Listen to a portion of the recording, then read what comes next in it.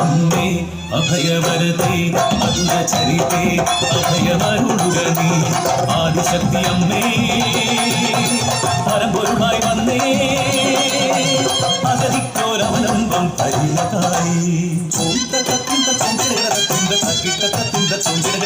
പന്നശാല തന്നിൽ ഗൗരതിയുടെ പതിവൃതയാകിയ പെണ്ണൊരുത്തി പഞ്ചപുത്രന്മാരെ നെഞ്ചോടു ചേർത്തിട്ടു പഞ്ചേന്ദ്രിയ ചവടിച്ചു പാടും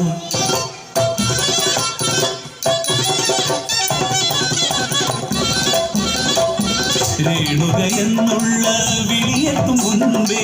പതരേണു പോലെ ചെന്നു നിന്നു ജമദഗ്നി മുനിയുടെ പ്രിയപ്പെട്ട രേണുക സുരനുകരും വാഴ്ത്തി സ്തുതിച്ചു.